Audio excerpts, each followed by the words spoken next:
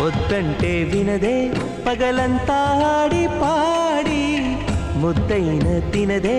పరిగెత్తే పైడి లేడి చిలకల్లే చెవిలో ఎన్నో సులాడి